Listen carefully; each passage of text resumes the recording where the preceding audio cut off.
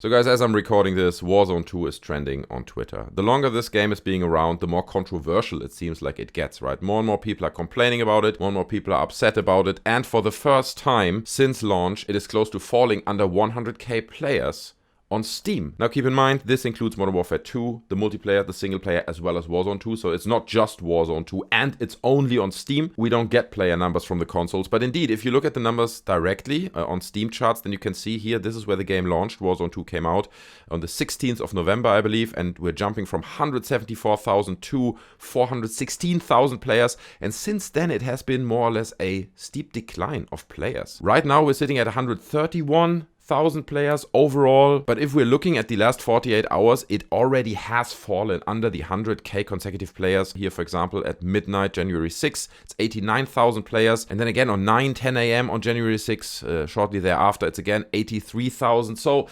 people are losing interest. And I noticed this on myself as well, right? I loved Warzone 1. I played that all the time. That was a really, really fun game. But now I stopped playing Warzone 2 completely. And to be honest, when I think about it, I'd be more motivated to jump back into Warzone 1 rather than going into Warzone 2 again. And I'm not the only one, right? We get tweets like this from Dr. Disrespect, for example, who says, I'd rather get strangled in a jacuzzi than playing Warzone 2. Relatable. And to underline that point even more, we can look at the top 10 most played games on Steam. Now, in all fairness, Modern Warfare 2 and Warzone 2 is still in the top 10, but it is currently sitting at the 10th place under games like Rust, Wallpaper Engine, Goose Goose Duck, Apex Legends, PUBG Battlegrounds still has, and it's just not a good position to be in, especially considering how important this game was for Activision Blizzard. This game needed and still needs to be a big hit for Activision Blizzard. So what can they do? How can they fix this game? I think there are quite a few issues with the game itself. For example, for me personally, I get with my 3070, RTX 3070, I'm getting 20 frames roughly less than in Warzone 1. And that sucks. That pushes the game at the around 60, 70 frames per second. And every now and then, if in certain environments it even drops under 60.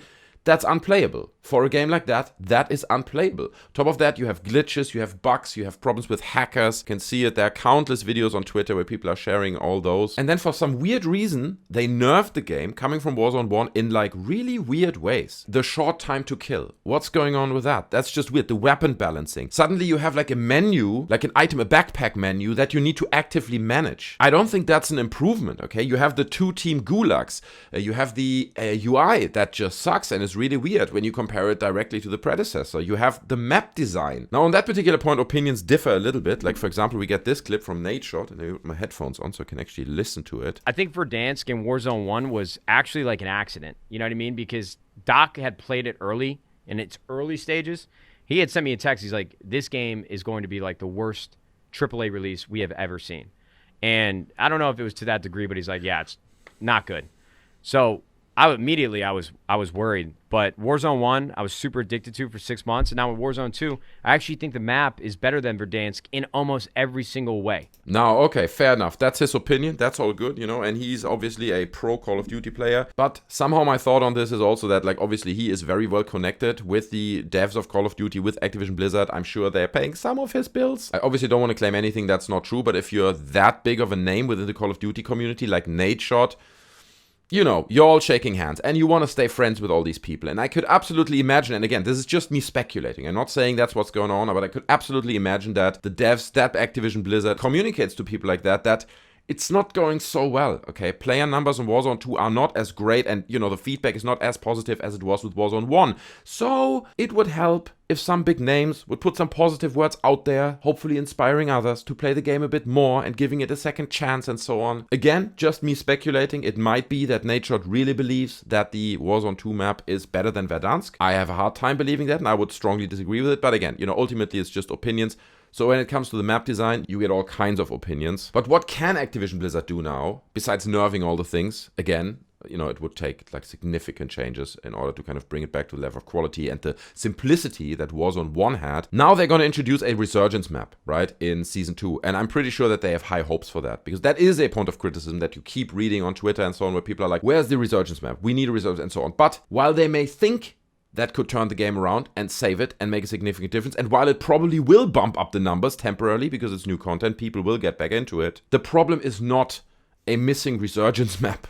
Okay, the game has really significant other problems that need to be solved that are on a technical level, like the ones I listed before. And just adding a new Resurgence map, I just can't believe that will bring enough players back that everyone's like, oh yeah, now the game is great. Okay, now I really want to spend my time in it. And beyond all that, 2023 promises to be a great year for games. Loads of exciting titles coming out. So I could absolutely see that people are just moving on. People will just start playing other games. I understand that Call of Duty and Warzone kind of has a unique spot in what they offer for the players, but it is such a frustrating experience, for me personally at least, to play Warzone 2. I could totally see the game just losing relevance, over time, and by no means does it feel as exciting as it was when Warzone 1 was out for a month or two. At that time, everyone was playing it, and everyone loved it. And things like the inventory and stuff, nobody ever complained about it, because it just worked. All these Twitter threads that you see now going around where people are complaining about the game and breaking down the things that suck, that never existed with Warzone 1. People were happy with the game. Sure, some people complained, there are always people who complain,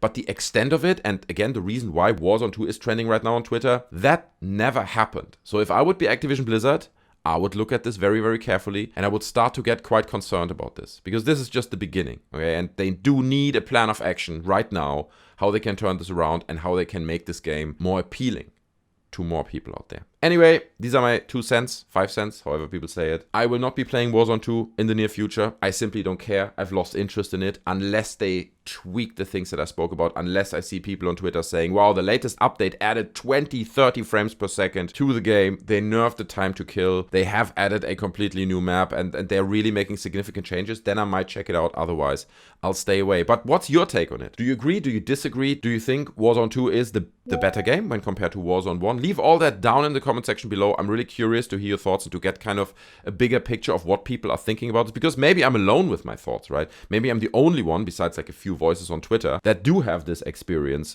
with Warzone. Maybe you love the game. So again, share your thoughts down in the comment section below. If you want to discuss Warzone 2, video games, politics, anything like that, join our Discord. The link is down in the description. Really cool community, people hanging out over there. I'm hanging out over there, and I would love to meet you, have a chat with you about topics like the one we're discussing here. Also, don't forget to subscribe to the channel. Okay, I hope to see you in another one, and smash the like button on the way out. You take care of yourselves, and I'm out. Bye.